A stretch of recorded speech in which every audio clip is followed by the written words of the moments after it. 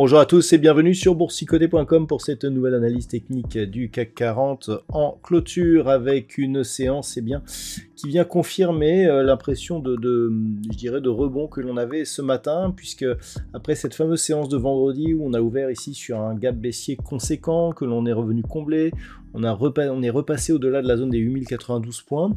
Alors cette zone des 8092, elle a été testée dans la matinée, et puis je vous indiquais qu'on avait une zone ici intermédiaire. Donc sur ces niveaux-là, on avait une zone ici entre 8125 grossièrement et 8145 points. C'était cette zone qu'il fallait franchir pour vraiment valider un début de rebond qui pourrait réimpulser un mouvement haussier. On clôture juste dans cet intervalle, puisque à 8132,49, le CAC 40 gagne ce soir 0,46% par rapport à la clôture de la séance de vendredi. À noter que l'on clôture sur le plus haut de la séance.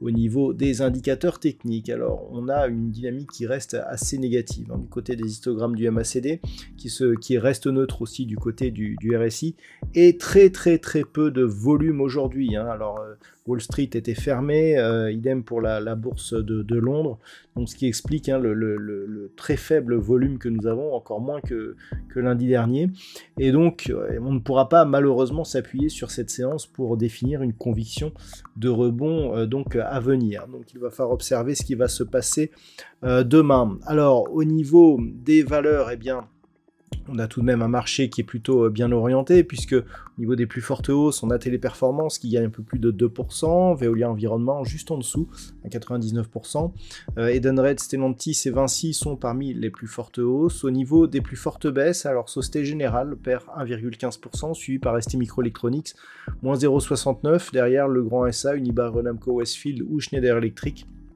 sont sur des baisses bien inférieures. Donc on le voit, très peu de conviction sur ce marché, plutôt haussier, mais qui ne remet rien en cause. On est toujours ici sur une dynamique qui était baissière. Alors on inverse le sens d'un point de vue très court terme, mais par contre ce n'est pas suffisant pour, je dirais, valider un rebond technique. Même lorsque l'on regarde ce qui se passait au niveau des unités de temps 4 heures, comme je fais mon analyse du matin, là on voit que certes on a une attaque ici de la moyenne mobile 20 exponentielle, et que ce n'est pas suffisant pour valider une sortie de cette dynamique. Donc il va falloir patienter encore un petit peu et surtout observer ce qui va se passer demain, puisqu'on verra effectivement si les cours parviennent à s'extirper de cette zone ici des 8145 points. Alors pourquoi celle-ci?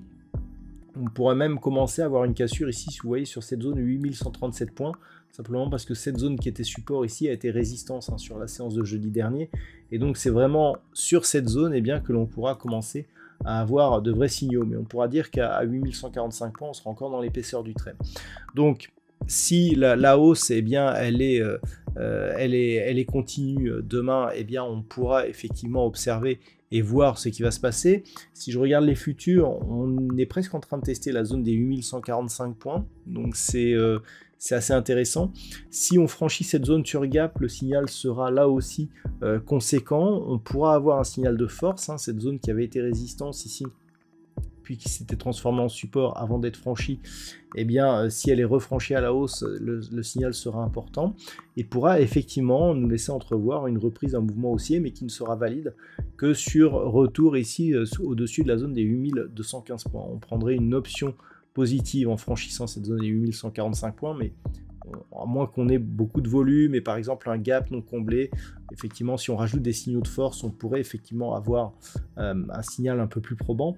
Mais là, vu qu'on a très peu de volume, déjà à voir si on va parvenir donc à tenir des cours supérieurs à 8145 points demain, si les cours continuent à monter de la même manière que ce que nous avons après la clôture. Mais par contre, si on revient rapidement ici sur cette zone, on peut dire que l'on a une zone de neutralisation entre 8092 et 8145 points, et que l'on reprendrait un biais dynamique à la baisse sous 8030 points.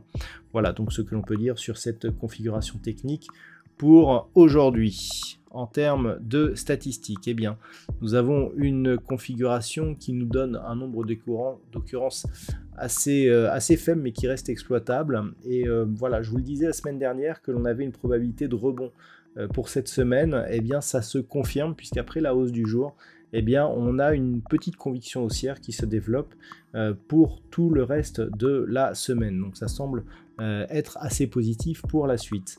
Voilà donc ce que l'on peut dire pour aujourd'hui. Je vous souhaite de passer une bonne soirée. On se retrouve dès demain pour d'autres analyses techniques, toujours sur le site boursicoté.com.